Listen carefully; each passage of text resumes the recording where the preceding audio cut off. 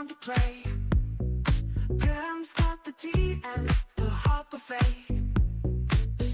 Movies, roll lights, fresh all day. Pam Entertainment TV. Where the fun and the facts agree. Sit back, relax, and you'll see. Pam Entertainment TV. Where the fun and the facts agree. Sit back, relax, and you'll see. Drama unfolds, the plot gets thick. Celebrity cases real and slick. She breaks it down quick as a flick. Where the fun and the facts agree. Where the fun and the facts agree. Sit back, relax, and you'll see. Pam Entertainment TV. Steve. Hey, hey, hey, hey. Hollywood lights to courtroom sights. Pam's got the vibe to make it right. Yo, backstage pass your All right, people. Good morning, good afternoon, or good evening. This is Pamela, and you are watching Pam Entertainment TV, where we are going over pop culture today. Baby. And there is a little popping going on in the culture. A little popping going on in the culture. We're gonna go over that. So let me just play my little theme music really quick, and then we'll get started.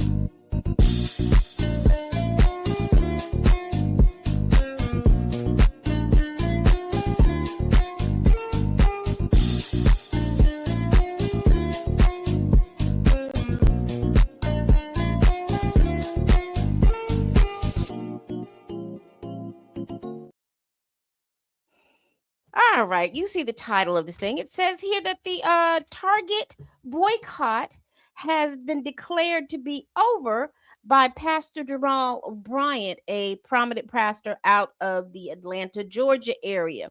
And as you all are coming in, make sure that you all are hitting that like button. And if you like what you see, please make sure that you subscribe. I won't be on here long, but I want to be as impactful as I can because I just want to leave y'all with a little questions.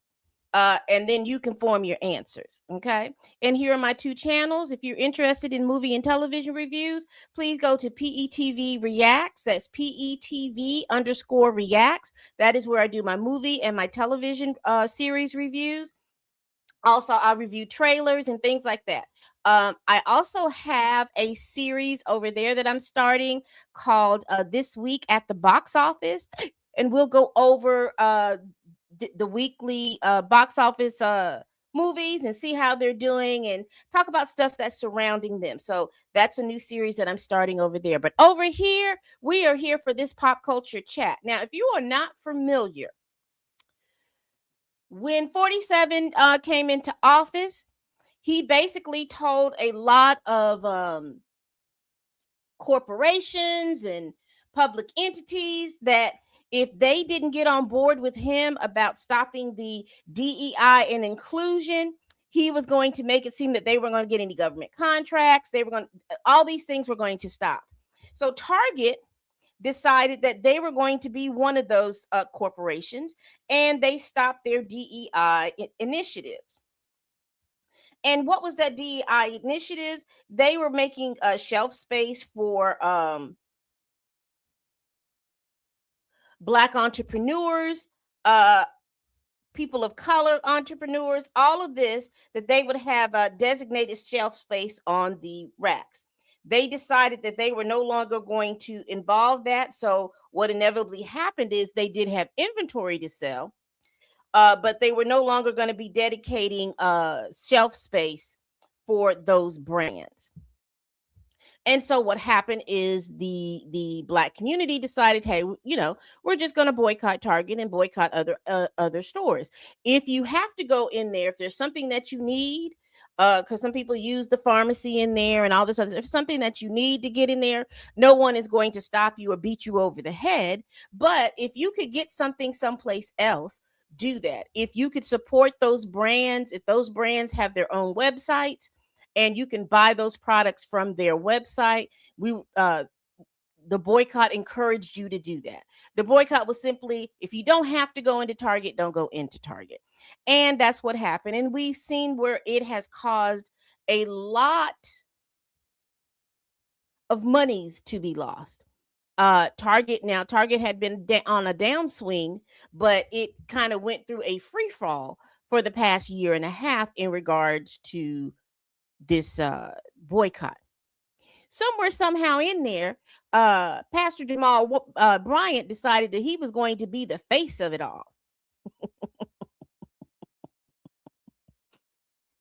He was the face of it all, and he was going to bring the faith-based Black folk in on it and encourage the faith-based Black folks to boycott Target as well.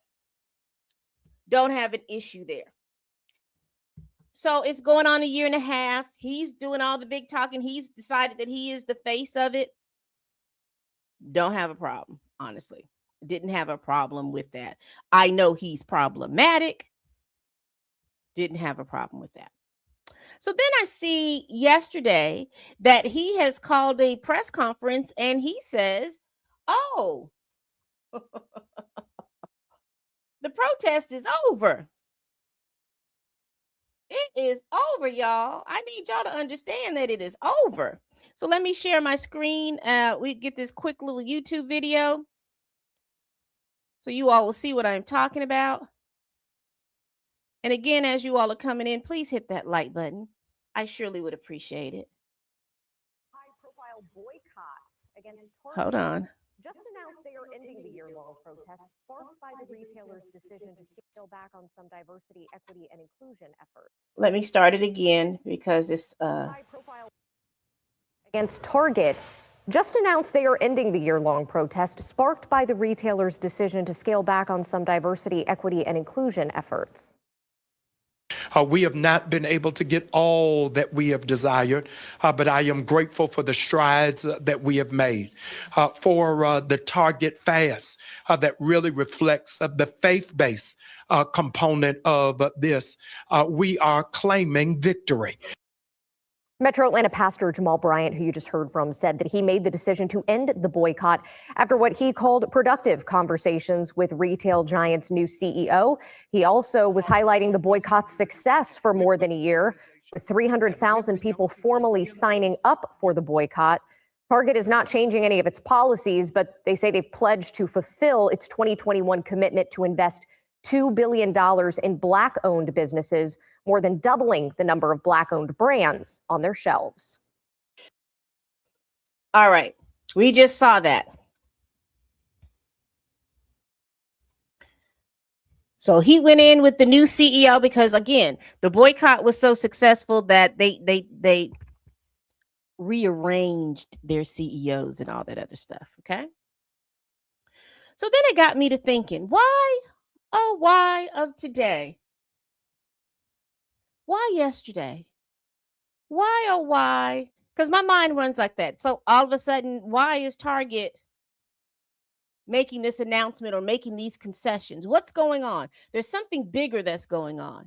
And my Black folk, what do you think is going on? You can put it down in the chat real quick. I'll let you know if we are thinking on the same lines.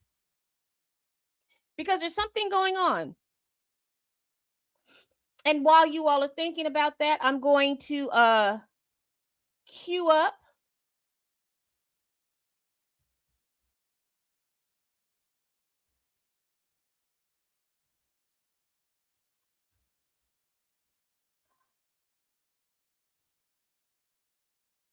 I'm going to queue up something. Hello there. As you all are thinking about it, I'm going to queue this up real quick. Hey, May. How are you doing? Thank you so much for joining. Are we ready?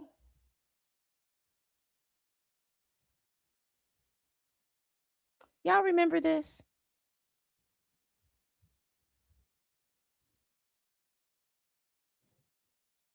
Y'all remember this?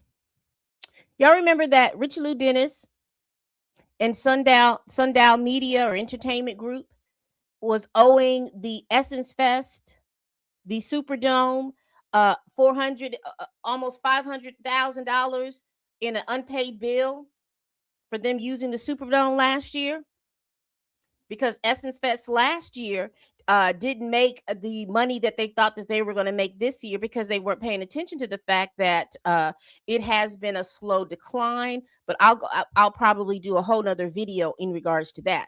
But you all remember this. This is when the Essence Fest had to pay all this money, and then they said that Sundial owed a vendor about $1 million. Now, this vendor was the vendor that put on the show, the Essence Fest, organized the acts and all this other stuff, or the production, excuse me, of this, and they owed them $1 million. Do you all remember last year who was the sponsor of Essence Fest last year?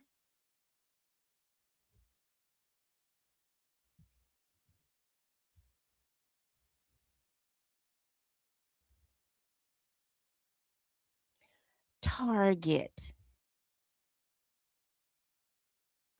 Target. Target was the founder. Now, the Target was in the middle of a boycott. People knew that. And then Richard Lou Dennis and his group was like, oh, well, y'all can't do that. Don't do that. So let me just explain why this is important. And this is the thing where people will get things confused. If you have been in, I saw a video where a young lady went into Target during Black History Month, and she went into Target and she saw that their Black History spread, because every year Target does a Black History spread where they highlight Black American artists in their books, in their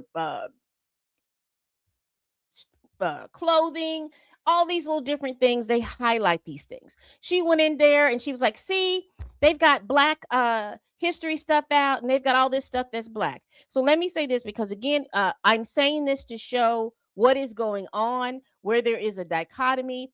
Now, I know there's going to be a whole group of folks that are in the back that are going to want to mishear me and think what I'm saying is about hate. It is not about hate. It is about a delineation so we can see what is going on.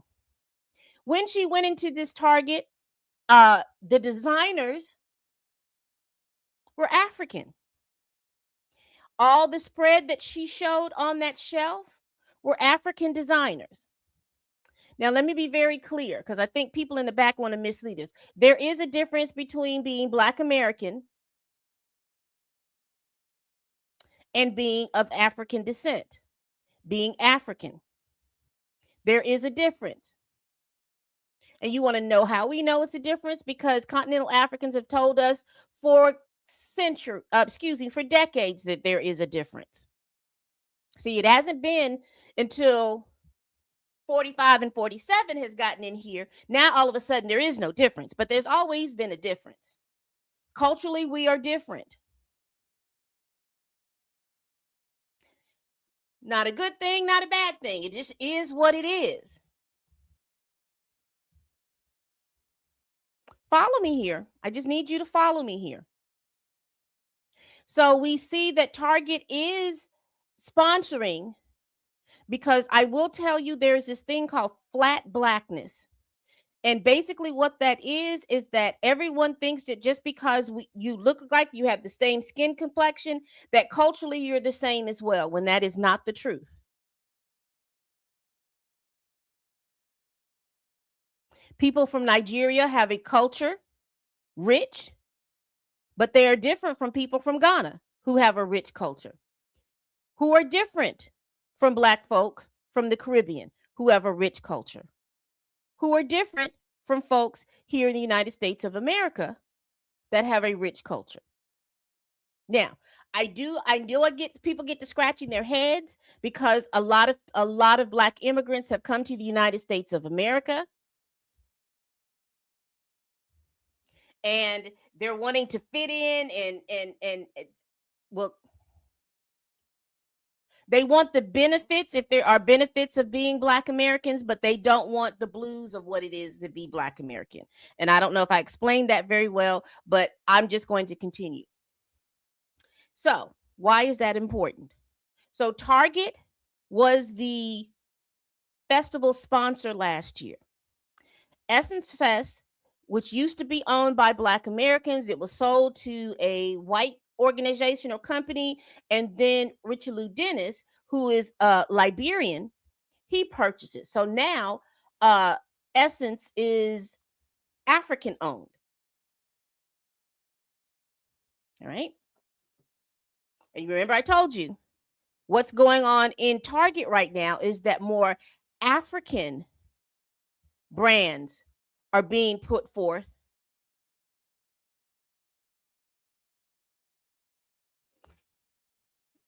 Black American brands used to be put forth, but now they're not. They have been substituted for African brands. And why is that? Because of the partnership between Target and Richelieu Dennis and Sundial.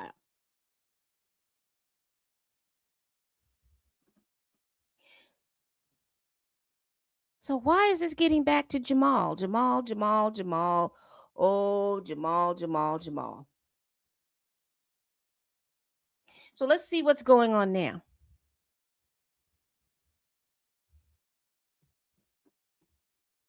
Says Essence Fest agrees. This was on March the 9th. Now look at the timeline.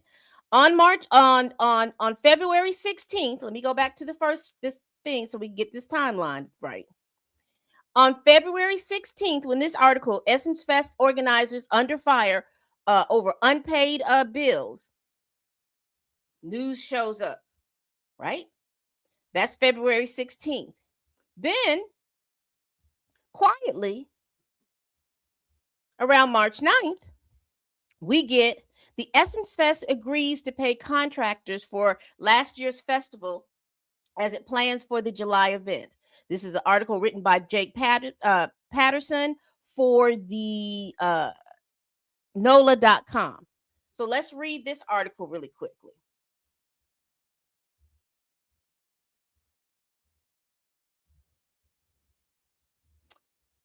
Because it was announced a few days ago that Essence Fest, and we'll pull that up too. It was announced the other day that Essence Fest is doing is supposed to be the year the Black woman or something like that. And I think Patti LaBelle, Cardi B, Kalani, and a few other people are going to be headlining the Essence Fest. Because remember, they're trying to get back those rich aunties. And so I don't know if they'll ever get those aunties back, because once Frankie Beverly left this plane, and he was always the one that closed out the Essence Fest, Frankie Beverly and Mays, I don't know if they're going to pivot back or have a good pivot for that. It says here, we are certainly aware and cognizant of the fact that if that is not resolved in a timely manner, it will certainly impact whether the city is willing to do a clean zone for this group or any other group, says Council President J.P. Morrell at the February 26th meeting where the ordinance was approved.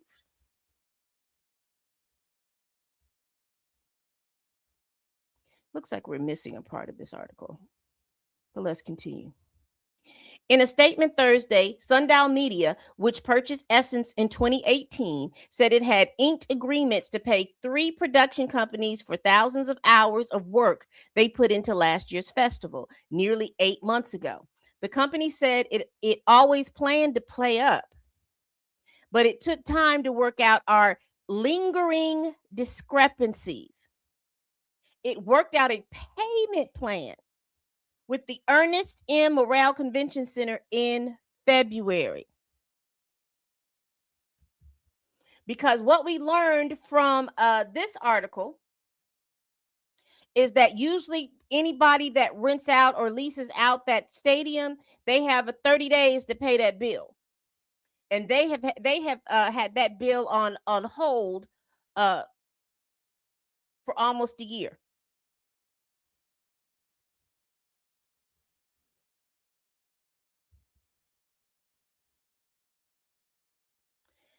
So Sundial says, we have always been committed to ensuring every partner is made whole and have done no differently this year, the statement said.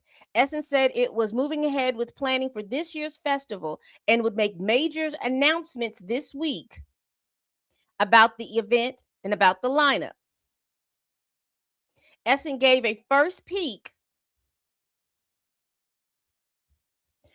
at its musician lineup, which includes R&B stars Brandy, Kalani, Monica, and Patti LaBelle, as well as hip-hop stars Cardi B and Lotto. This is going to be interesting because I don't know if you remember from last year's Essence Fest, you had Stephanie Mills to send out a letter saying that the professionalism from Essence has declined.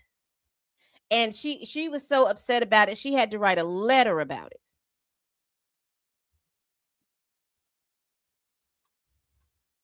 The hiccup in payments comes as Essence future in New Orleans approaches a crossroad.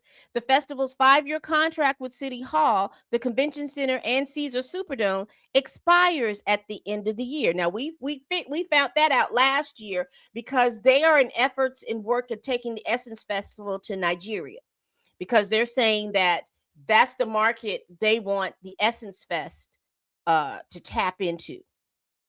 So walk with me. Walk with me.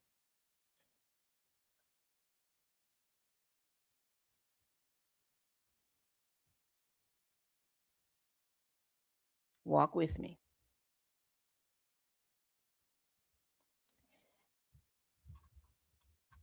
So hear what I'm saying. You have Richard Lou Dennis. They in February, it was announced that, they ain't paid their bills. Then on March 9th, we have them working out a payment plan.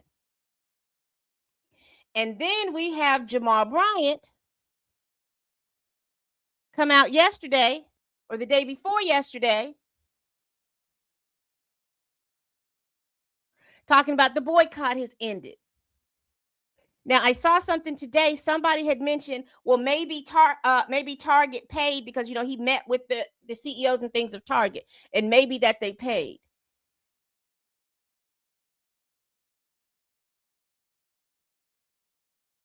He vehemently denies that Target paid him anything. So now let me stop here so you can be where I'm at. Essence Fest, Sundown Entertainment ain't paid that bill. Day before yesterday, they're able to work out a payment plan. Few hours later, Jamal Bryant gets up and says that we are no longer boycotting Target. And who is the sponsor for Essence Fest?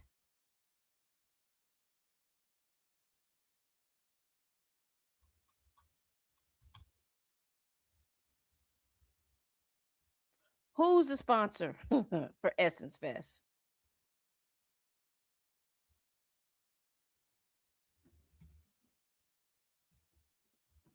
Target. In politics, we call that strange bedfellows. Don't seem like they go together, but they do. And I'm getting like my mutuals. Let me see if I can get this. But all of this gives me this. Bombastic side eye. Criminal offensive side eye. Do you understand?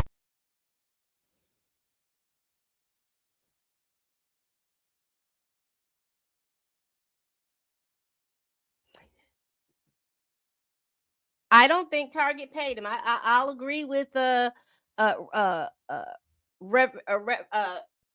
Bryant that Target didn't pay him. But you can't make me believe that he wasn't sitting in that meeting and Target is telling him, listen, we've invested this money in this Essence Fest. You seem to be able to get the Negroes to boycott. We need a return on our investment for this Essence Fest. You need to be working with our partners, because since you can get these Negroes to do what we want to do. Now, mind you, folks on social media had been talking about boycotting Target way before Jamal Bryant decided that he wanted to become the face of it, because this was organic and grassroots. But of course, you know, he's made himself the face of it.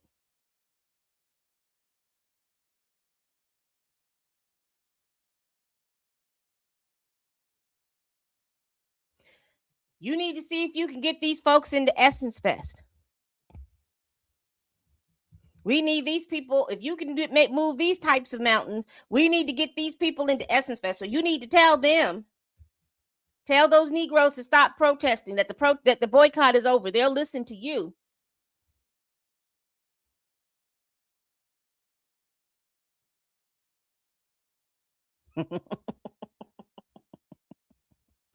So then I'm like, okay, because see, there is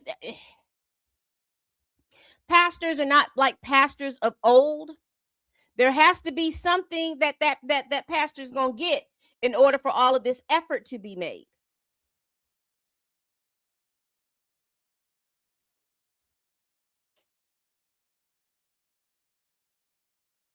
So my question has always been, why did Jamal Bryant jump up and decide that he wants to be the face of all this? Why this particular issue? There's been so many different issues going on. Why this particular issue? Is there a connection? May or may not be. But let's continue. And so in order to figure that out, because I always have to now ask these certain questions. Who is this person, and who are they folk, and where they folk come from? And a little side note thing, I remember my mom would always ask that question, and I used to get irritated by that. She would say, who, you know, I would say, oh, my friend so and so and so. She would always say, well, who is this person? Who is they folks? Where are they from? What do they do? And she would ask that so often, and I would get irritated. But sometimes with age comes wisdom. So I ask these questions. So shout out to my mom. I ask these questions. Who is Jamal Bryant? Who was his folks, and what did they do? So let's go over that. So you know me, I'll ask the Googles, because they say Google is free and all you have to do is ask.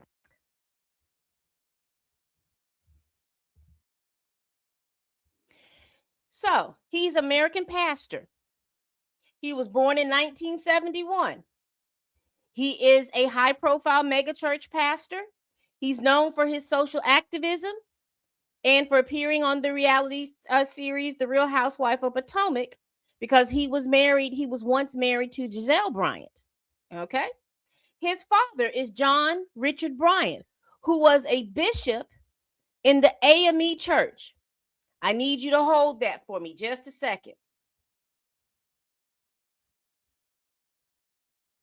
Now, Pastor Bryant, the reason why I said that he was problematic, because he has a documented history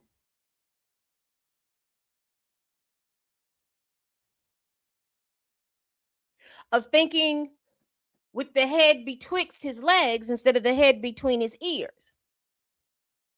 And that head down there would get him in a lot of trouble, to where he was having affairs on his wife, Giselle Bryant, even bringing babies, extramarital babies, into this affair, all while pastoring a church.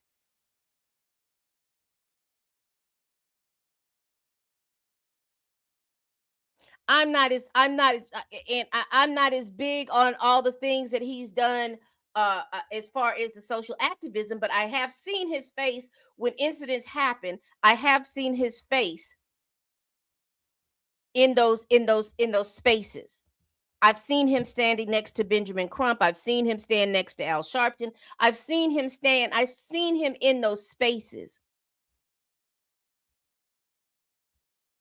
Here recently, there was church controversy. That's the best way that I can put it. There was church controversy because he had gone to the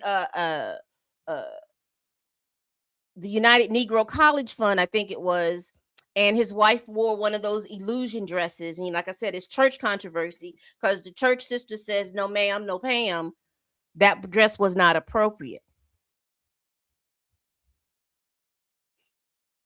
So that's a cursory look on who Jamal Bryant is.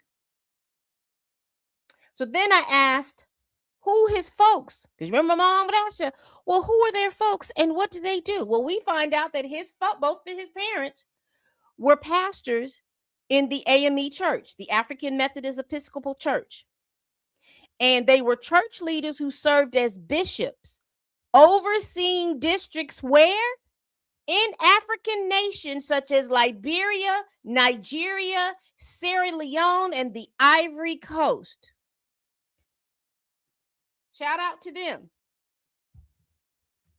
And I see over here in the corner that his mother has passed away. May she rest in peace. So you say, Pam, well, why is that important? That don't mean nothing. I say, in politics, when you have Target, when you have Sundown Media that's owned by Richelieu Dennis, and now you have Jamal Bryant. And I say in politics, they say politicians make certain things make strange bedfellows. So when you see these three things and they don't seem to go together, you got to dig deep because it's something that there is a common interest going on. Personally, I think the common interest is making money. The common interest is, I think it's about making money off the backs of Black folk because everybody does that. Everybody is comfortable with that. Except for us. Well, Pam, you're just throwing all this stuff out. Where is Richelieu Dennis from? I said it at the top of this program. Where is Richelieu Dennis from? He is from Liberia.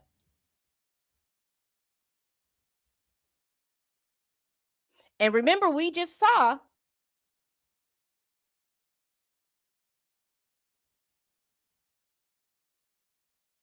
his parents, Bishop John Richard Bryant and Reverend Cecilia Williams Bryant, were both distinguished African Methodist Episcopal church leaders who served as bishops overseeing districts in African nations such as Liberia, Nigeria, Sierra Leone, and Ivory Coast.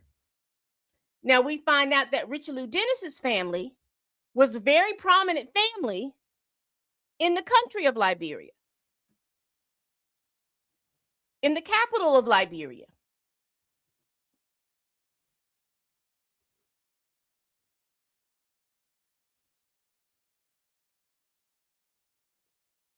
So I asked the question, did Jamal Bryant spend time in Liberia? They told me, yes, he spent significant time in Liberia during his youth. He lived in West Africa for approximately a year. This occurred when his father, John Richard Bryant, was assigned as African Methodist Episcopal Bishop to Liberia in the late 1980s.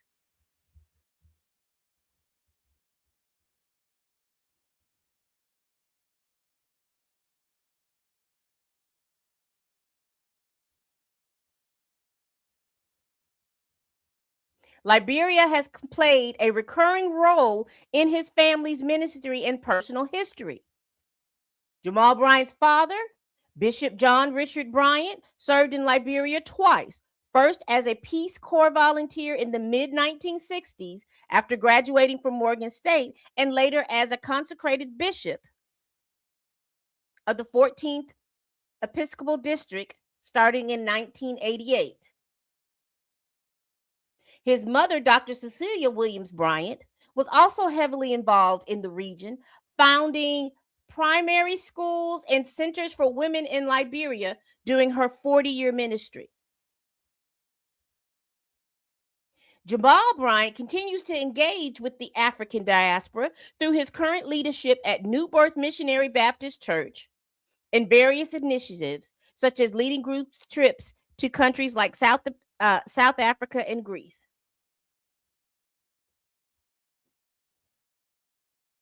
And then, it asks you all these other different questions, but I don't need to know those different questions. Interesting. There used to be a game called 6 Degrees of Separation. And that used to be with 6 Degrees, was 6 Degrees from Kevin Bacon? I think that's what it was. So what we got here? Now, I don't want to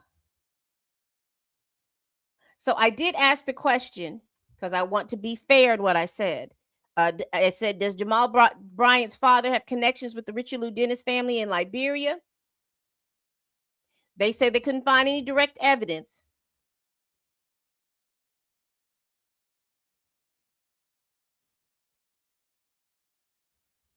But they both were active in the late 20th centuries.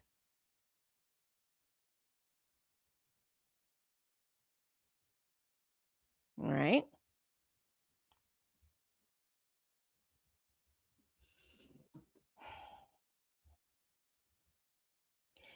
So let's get, and I do want to show this because this is where I was talking about Jamal Bryant say that he wasn't paid. He says Target protest leader Jamal Bryant denies being paid to end the boycott. This was written by Chauncey Alcorn, put out today. Target protest leader Jamal Bryant on Thursday strongly refuted online accusation that the retail giant paid him to end the national economic protest he helped spearhead more than a year ago. Absolutely not a dime for even our meetings, Bryant told Capital B Atlanta during a Thursday phone call. I bought my own plane ticket, bought my own hotel. I can say with clarity that Target has never bought me lunch.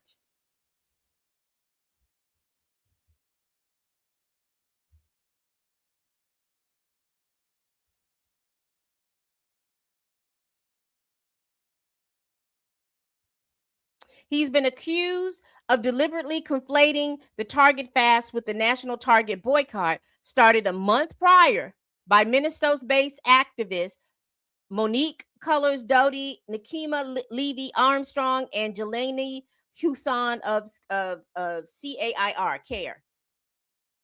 Because remember, I told you it was a grassroots effort before he started. But it seems funny that he became the face of it. So why am I concerned? Listen, let me be very, very clear. Politics makes strange bedfellows. You have Sundown Entertainment, who has purchased the Essence Fest, who couldn't pay its last year's bill in a timely manner. So they had to put it on layaway. They had to put it on a payment plan. Then there was fallout from the Essence Fest. And the fallout from the Essence Fest is that the participants who went to the Essence Fest said it didn't feel like they were celebrating Black American culture. It felt like they were celebrating continental African culture. And we subsequently find out that, well, because Richelieu Dennis is the owner, of course he was going to want to celebrate continental African culture. And that's what he wants to do with this festival. This is the vehicle that he could use to do that. Business is business. The original owner sold it, and then the subsequent owners after that sold it to him.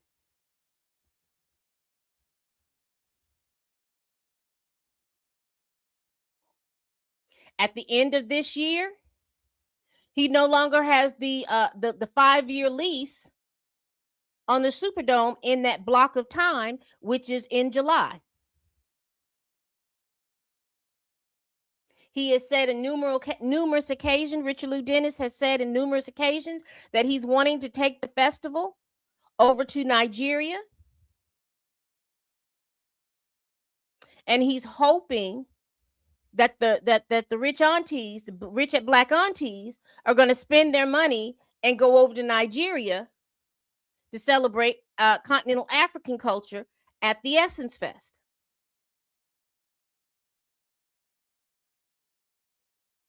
That's his vision. That's his plan.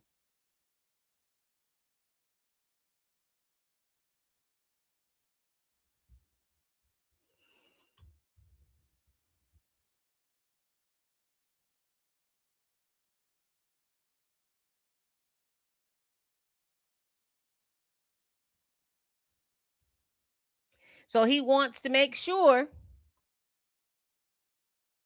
that he gets the rich aunties' money,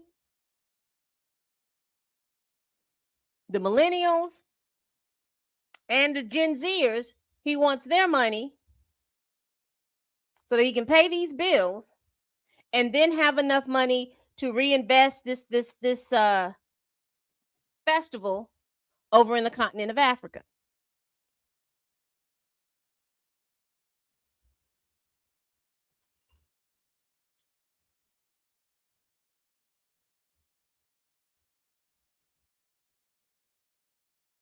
But then it's that Jamal Bryant portion. See, it's giving me,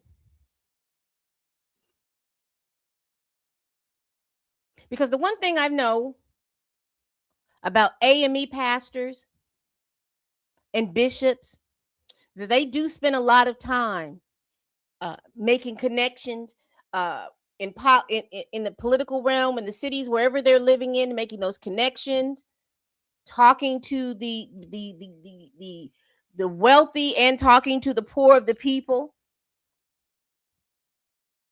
Because I'm just going to believe that there is some kind of connection there. There may be some type of crossover, maybe not a lot, maybe just on the mere fact that they may have bumped into each other and just started discussing Liberia, for instance. But it's not lost upon me, because of that connection. It's not lost upon me the reason why Jamal Bryant made himself the face. So I believe him when he says,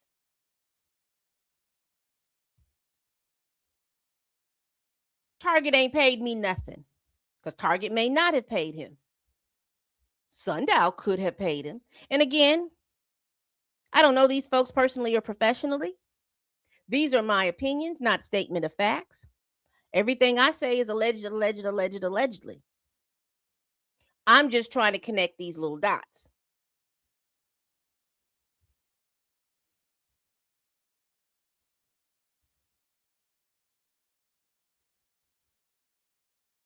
Because 3 things have happened so in such a quick turnaround.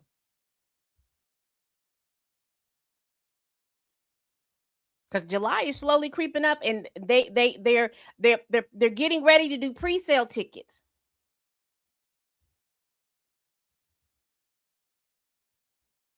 And we can't have Target is like, I need to see a difference in and my black people, I need for us to understand.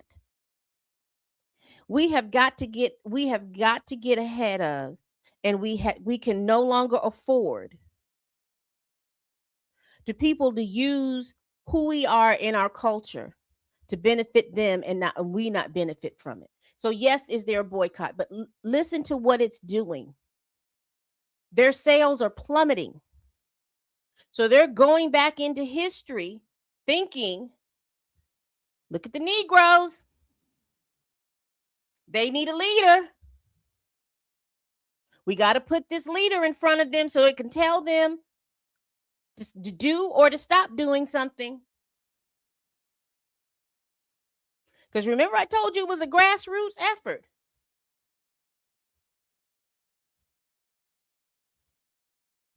right down here, because I was interested in why in the world was he the face of it when these ladies right here, that's highlighted. Monique Colors Dottie, Nakima Levi Armstrong, and Jelani Hussein started this national boycott. And he was very quick to say the faith-based portion of it. There was no faith-based portion of it. A boycott is a boycott is a boycott. How are you coming in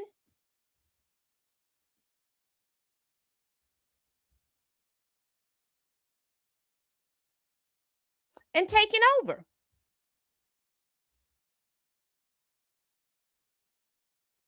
Because he has to be the face. Because again, people are still using old politics, trying to use old politics. The against us. That 2024 election has opened the eyes of a lot of Black Americans. Them old tactics are not going to work anymore because of the fact that as Black Americans, we realize real quickly after that election that we do not have any allies. There is nobody but us who are going to fight for our own issues. Nobody but us.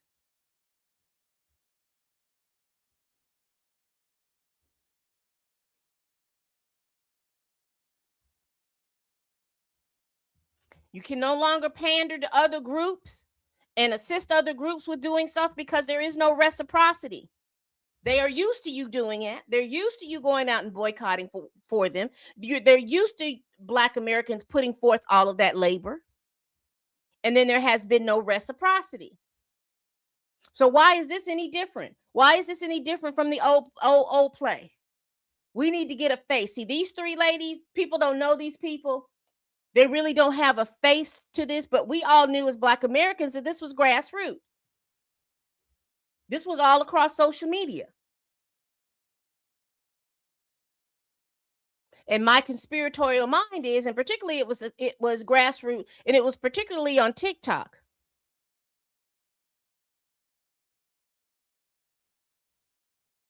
Which to me led to all of this. Oh my gosh.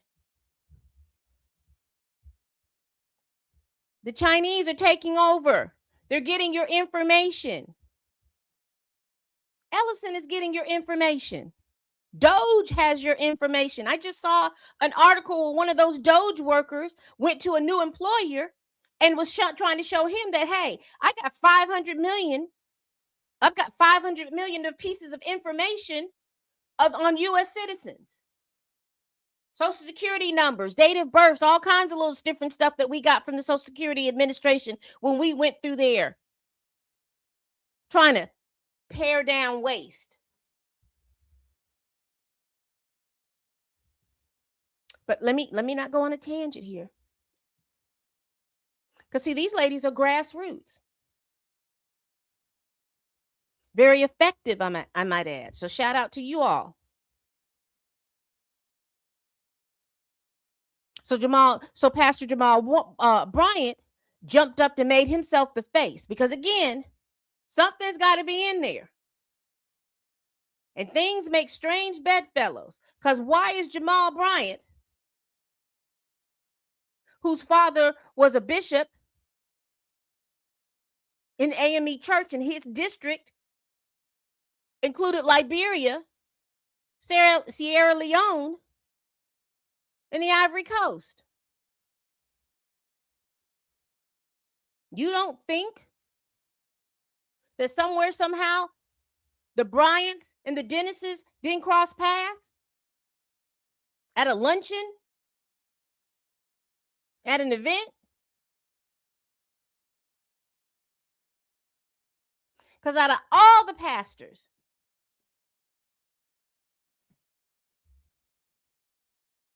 Jamal Bryant?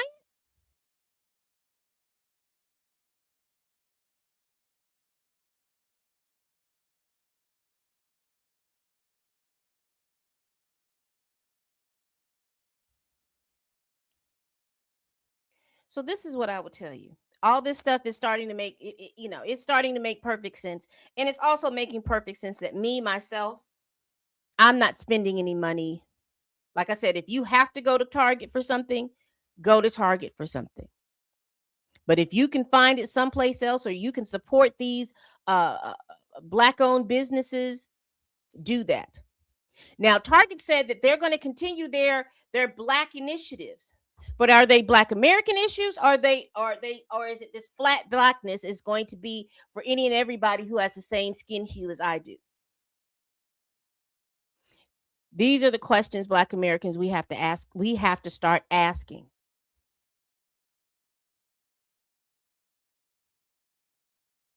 And let me tell it, this is the really big reason why you have a lot of Black immigrants having a hissy fit about Black Americans, saying that they are Black Americans, or they saying that they're foundational Black Americans, or indigenous Black Americans, or changing whatever it is to delineate that their ethnic group, instead of everybody thinking that we're all African, and we're not. We are skin folk. Oh, well, you're silly because you all came. A lot of folks here, Black folks in the United States of America,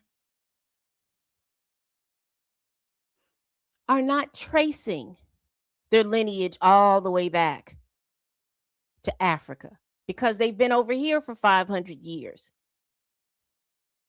And no, we're not immigrants.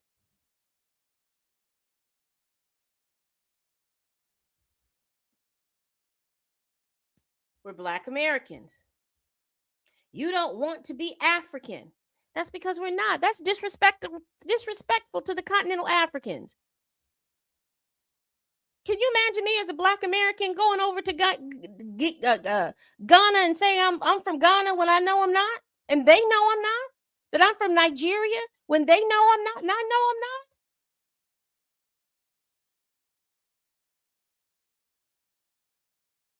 That would be cultural appropriation at its finest.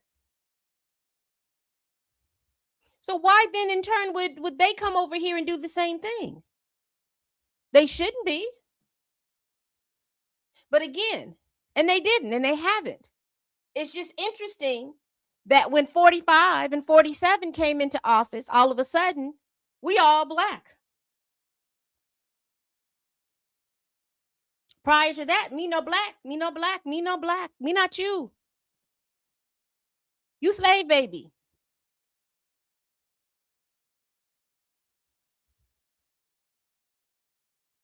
But all of this is interesting. All of this is interesting to me.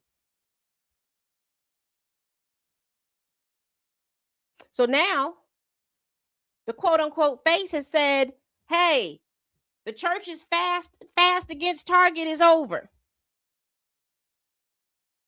So that's signaling to the church ladies, aka the rich aunties, y'all go on and spend your money, because the Essence Fest is coming up. And Patti LaBelle is going to be in there. And I don't know who else they're going to get, but Patti LaBelle is going to be there. And y'all need to get your outfits from Target so y'all can spend your money. But ladies, don't let anybody try to treat you this way. You make your own informed decisions. Because this is the tactic, this is the play that has always been used. Do not be fooled by it.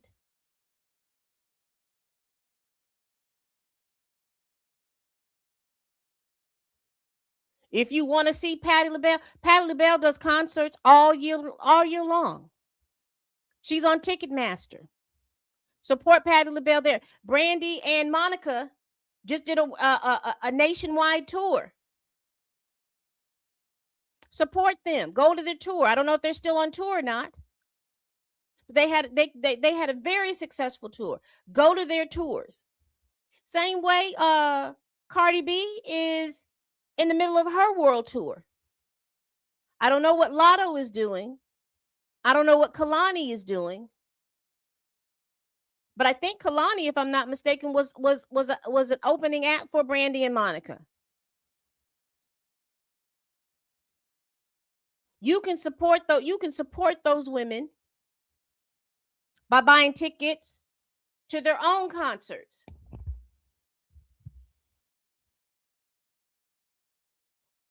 It would be more impactful.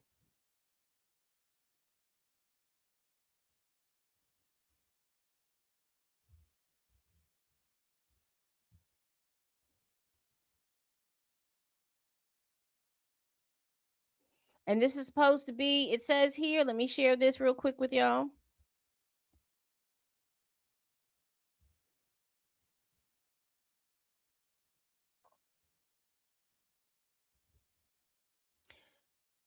Cardi B, Kalani, Patti LaBelle, and Brandy and Monica to perform at the 2026 Essence Festival. Festival of Culture. Whose culture, I don't know, but it says culture nonetheless.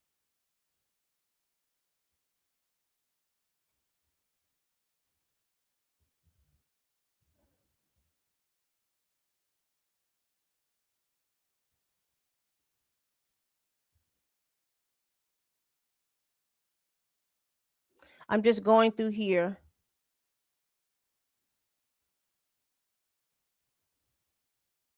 So they're gonna roll out who they're going to get over the next couple of months. But they are getting ready to sell tickets. So this is the first round. They're going to have their SoCo market again. And the thing about that SoCo market, because one of the things that was happening with the Essence Fest last year is that a lot of local vendors were iced out. They were being fined if they promoted any of their businesses around, even if their business is located in that downtown area. They were being iced out to do business near the Superdome.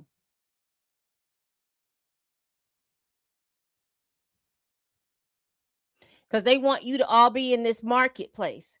So where there will be a lot of African artists, a lot of African vendors and things like that are going to be in this marketplace. Now, they got called out on it last year. So it looks like that they're saying that if you're interested in participating, there are applications awaiting. Let me see. Applications for founders interested in participating, meeting their audience in person on the convention floor are now open. And everything has changed because everything is now money driven. Everything has changed because everything is now money driven. And because when I went to the Essence Fest, there was a portion of the Essence Fest where it was about education. There was a portion of it where it was about education. So when you went to the conference floor, there were a lot of there were vendors there, but there were also a lot of panels, a lot of educational things that you could go to, and that was free to the public. From what I understand from last year, a lot of those things weren't free. You had to pay a fee to get in. So not only are they not really promoting Black American culture, they're nickel and diming you so that you can participate in continental African culture.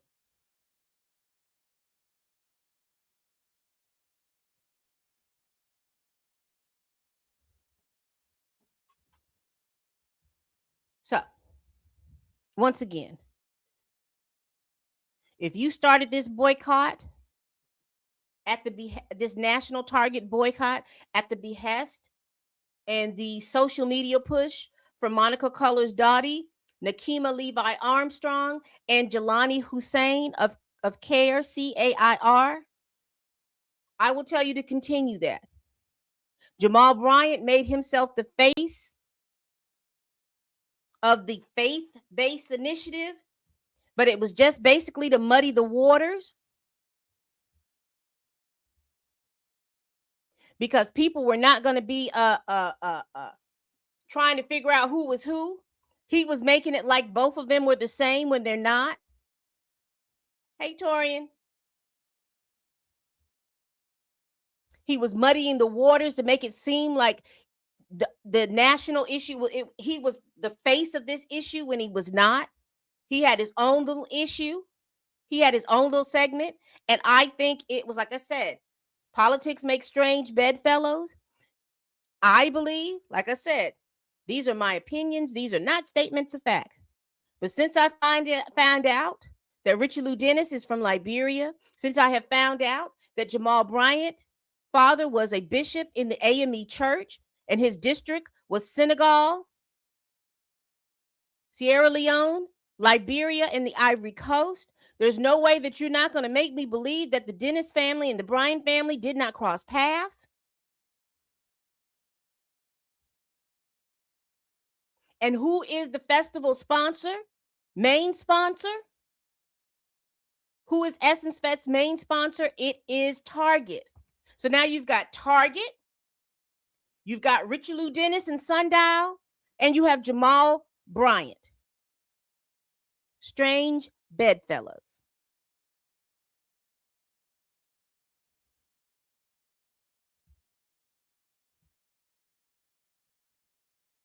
And he announces, first we get the announcement from New Orleans that Sundial ain't paid their bills. Then we get Jamal Bryant having a meeting with Target, and who else was in this meeting? Target hadn't done a thing. Target hadn't done anything different, and is not even reported to do anything different. But Jamal Bryant says, "Oh, the Target fast is over." Why? Target needs to recoup its investment in the Essence Fest. See, old political ways say you can get those. The Negroes need a leader, and when the leader says something is going on, it's going on. When the leader says something is going on, these Negroes are going to fall in line, and it's not going to go on anymore. And that was Jamal Bryant's role in all of this. See, everything got to get moving because see, Essence Fest, and get this, Essence Fest is on a payment plan. See, they're hoping to get these pre-sale tickets to go ahead and pay these vendors and pay the convention center. This is the last year of their lease as far as those dates, those July 4th to July 6th dates for the Essence Fest at the convention center in New Orleans. Because next year, they're wanting to take this whole Essence Fest vehicle over to Nigeria.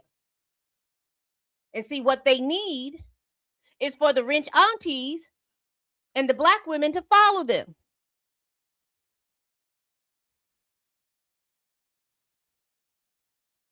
And to spend their money to boost up Nigerians' economy.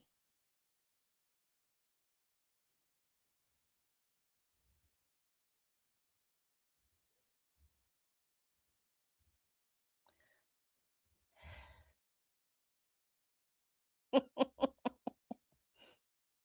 course not. Because the audience, you know how they tell you to know your audience? It will not thrive in Nigeria. I don't believe it's going to thrive either, Torian, because you're supposed to know your audience. Will you have some people go over to Nigeria? Possibly. But you're not going to get them all. Because New Orleans was the convenient place.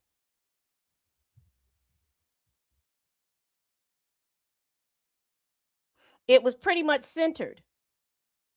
Had an international airport. But I just need you all to pay attention to the con. I need you to pay attention to it. They want your money. They want your money. Target needs to recoup the investments that they made in Essence Fest. Essence Fest needs to make a profit so they could go take this show on the road over to Nigeria.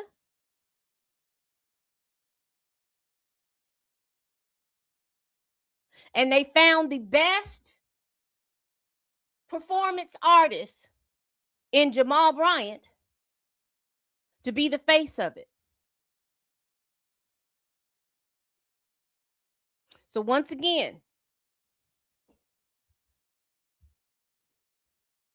this is not Jamal Bryant's boycott. He did not start this.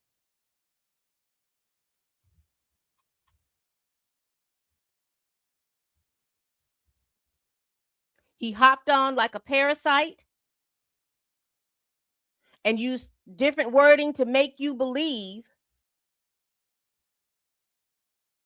that he was the face. The whole objective is to get you all to spend your money back at Target and to spend your money at Essence Fest. What I would suggest to you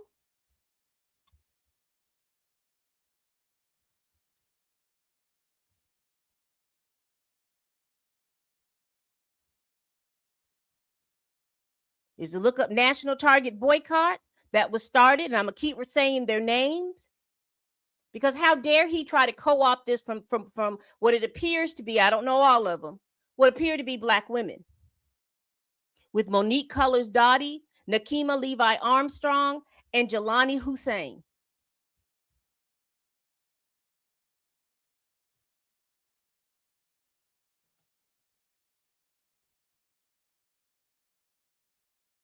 They are the ones. Remember, I told you earlier in this broadcast, they started this as a grassroots effort via social media. He jumped his ass on it maybe a few months later. He may have talked to them and coordinated to see what was going on.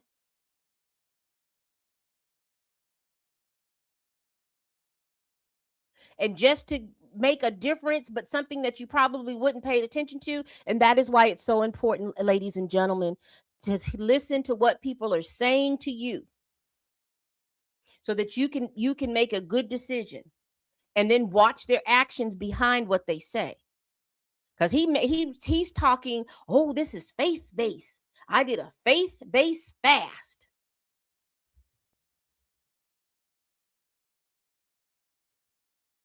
Bitch, it was a boycott.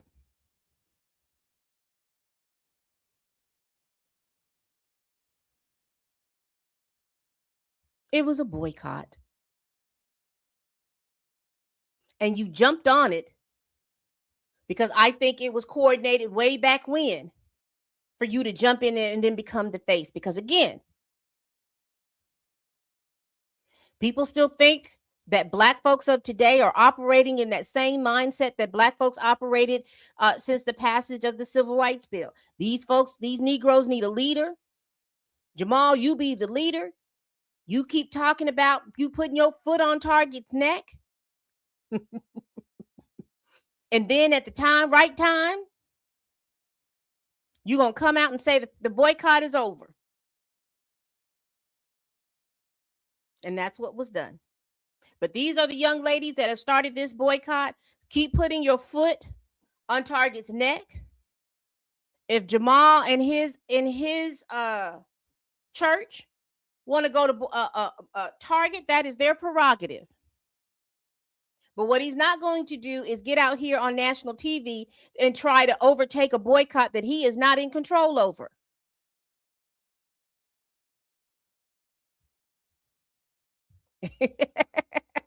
I just saw your comment, Tori. They tried to test run at last year's Messence Fest. And it failed badly. Of course.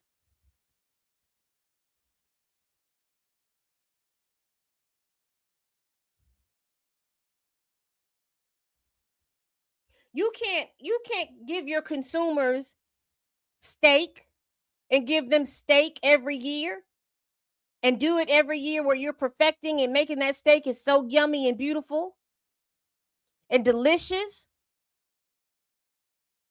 with a little jambalaya on the side with a little etouffee and beignets. You can't do that. You and then turn around and come in with some jollof rice and some egusi soup and think everybody is going to be okay with that. Two different cultures.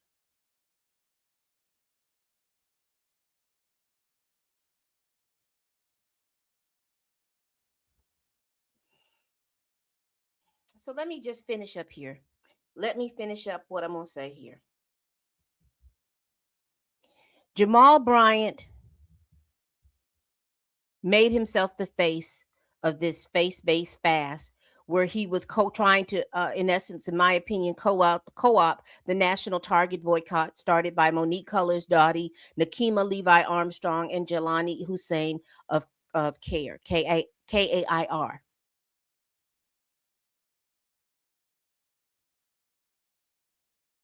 I believe, and this is just alleged, that he is working in collusion with Richard Lou Dennis and Sundial and Target. Why?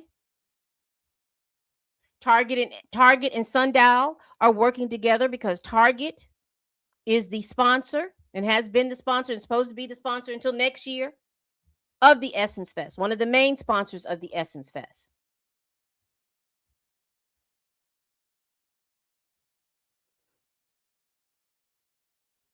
They're believing they can kill 2 and 3 birds at the stone. And you know what's interesting to me? And this is why I say to you all as Black Americans, you got it. You mind your money, mind your advocacy, mind your dollars, and mind your time. Because Target has been around for forever. As long as I've known them, they've been around a very long time.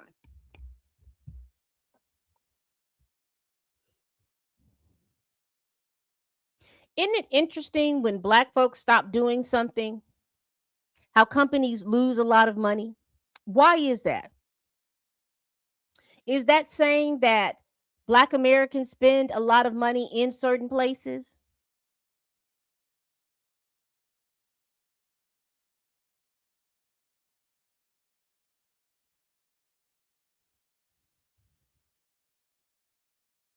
That's interesting.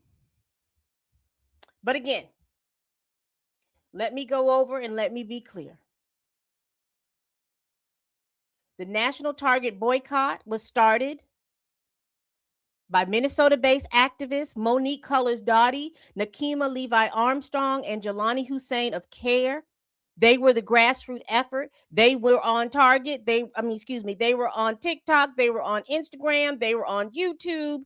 They started a whole social media craze in regards to this.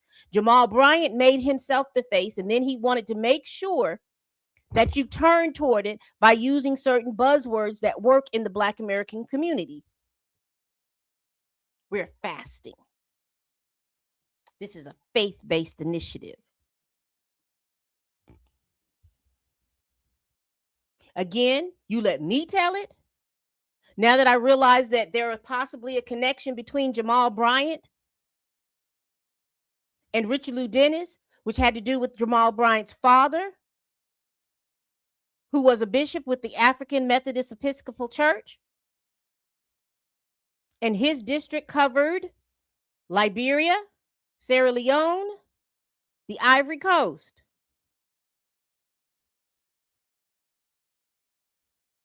Jamal Bryant lived in Liberia. Richard Lou Dennis, from what I understand, his family, they were prominent in politics in Liberia.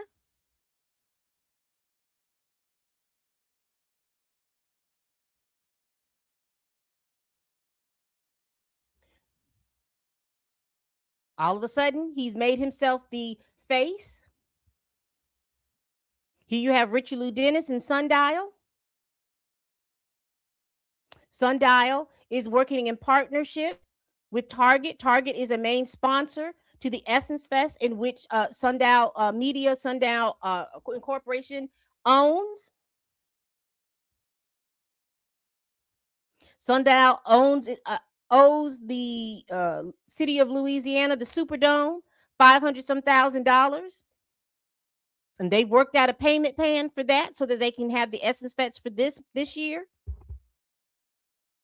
Richard Lou Dennis also said that he's paying the vendors that complained that he hasn't paid them yet.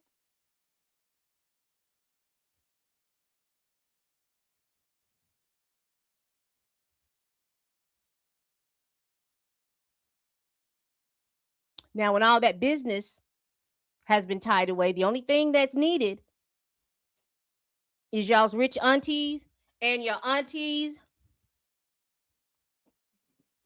and you Gen Zers. They need y'all's money, honey, to go to the Essence Fest here in New Orleans.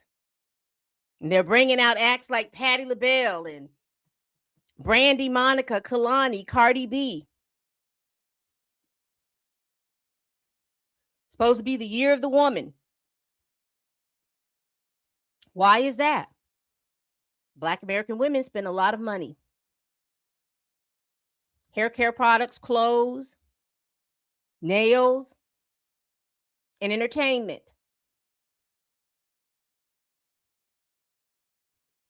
They're trying to get you to go back out. But what I need for you all to remember is to why it started. Because Target dropped their DEI initiatives, which dropped a lot of Black American entrepreneurs. Even though that inventory is in Target still, like I said, if they've got websites and places like that that you can buy, you can still support these ladies. Now, Jamal Bryant went to this meeting and declared that the fast is over, but there was no contrition with Target to change anything. So why is it over? Y'all let me know why it's over. Because I gave you my sneaky suspicion is that some money has exchanged. And like he said, because I'm not calling Jamal Bryant, he may have told the truth that he didn't get any payment from Target, but that doesn't mean that he didn't get any payment from Richard Lou Dennis. That doesn't mean he didn't get any payments from Sundial or any corps or LLCs that they own. Doesn't mean that New Birth didn't get a sizable donation from some mysterious LLC. Or somebody contributed to the pastor's plan. Pastor's Appreciation Fund, excuse me.